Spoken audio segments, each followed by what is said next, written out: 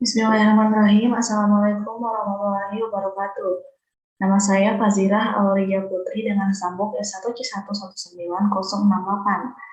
Saya akan mempresentasikan materi saya yang berjudul Lactobacillus casei. Lactobacillus casei merupakan bakteri yang termasuk golongan bakteri gram positif berbentuk batang yang menghasilkan asam laktat. Bakteri Lactobacillus casei hidup pada pH 3,5 sampai 6,8 dengan suhu 37 derajat Celcius. Bakteri ini bersifat probiotik dan anaerob fakultatif. Bakteri Lactobacillus casei memiliki jangka hidup 2 kali 24 jam.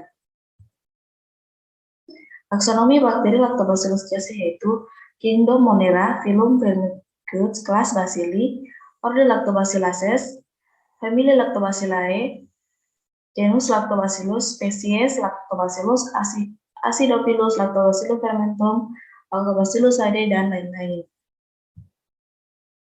Media pertumbuhan. Yang pertama itu Demal rugosa Ensher atau MRS.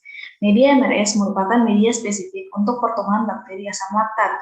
Penggunaan media MRS pada skala industri tidaklah efektif dikarenakan harga yang relatif tinggi. Untuk menangani masalah ini diperlukan media pengganti yang harganya relatif murah, namun mengandung sejumlah nutrisi penting yang dapat menunjang pertumbuhan bakteri asam laktat. Kemudian air kelapa hijau. Air kelapa hijau mempunyai komposisi gula dan mineral yang lengkap sehingga mempunyai potensi yang besar untuk dikembangkan sebagai medium untuk proses fermentasi asam laktat. Pertumbuhan dari bakteri asam laktat akan menggunakan komponen karbohidrat dalam air kelapa hijau sebagai sumber karbon dan memanfaatkan komponen vitamin dan mineralnya sebagai koenzim dan kofaktor. Kemudian porang. Amorphophallus onsopilus. Tepung porang mengandung kadar glukoman yang tinggi, yaitu sekitar 41,137%. Glukoman termasuk serat pangan atau dietary fiber, karena tidak tercerna secara enzimatik sehingga menjadi bagian yang dapat diserap oleh saluran pencernaan. Porang dengan kandungan glukomanannya dapat juga digunakan sebagai alternatif substrat bagi bakteri probiotik.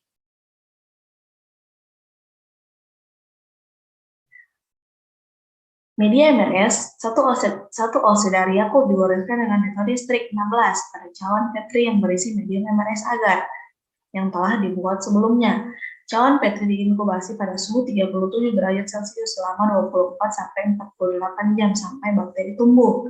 Kemudian diambil satu OC dan digoreskan pada medium MRS agar miring dalam tabung reaksi lalu ditutup dengan kapas dan diinkubasi selama 24 sampai 48 jam. Setelah itu disimpan di lemari pendingin.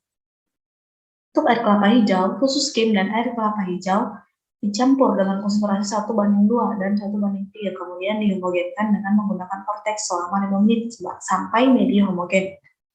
Media fermentasi khusus skim dan air kelapa hijau siap digunakan. Porang, Amorphophallus onsopilus. Membuat tepung porang yang akan digunakan sebagai media fermentasi pada suhu 70 derajat Celcius selama 15 menit, kemudian didinginkan pada suhu kamar. 5 mili Yakult yang berisi bakteri Lactobacillus casei diinokulasi ke dalam 250 suspensi media dari porang. Inkubasi pada suhu 37 derajat Celcius selama waktu yang ditentukan. Berikut gambar nilai rataan total bakteri asam laktat susul fermentasi Lactobacillus casei. Data dengan huruf yang berbeda menandakan terjadi perbedaan yang signifikan pada taraf signifikan 0,01. Metabolisme mikroba Lactobacillus casei. Fermentasi adalah proses pemecahan senyawa makromolekul menjadi mikromolekul dengan bantuan mikroba. Pada pembuatan probiotik, proses fermentasi dibantu dengan bantuan bakteri probiotik yang berupa bakteri asam laktat. Glukosa yang tergandung di dalam substrat atau media akan dirombak menjadi senyawa-senyawa yang lebih kecil tergantung dari jenis fermentasinya. Glukosa akan dirombak menjadi 2 molekul asam pirufat. Pada proses glikolisis disertai dengan pembentukan 2 NADH plus H+.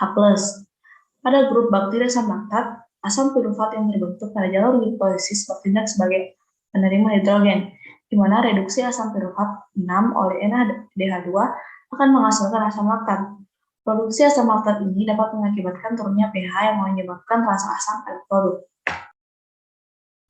Berikut ilustrasi skema sebagai mekanisme yang terlibat dalam penyakit hati dan pengaruh probiotik.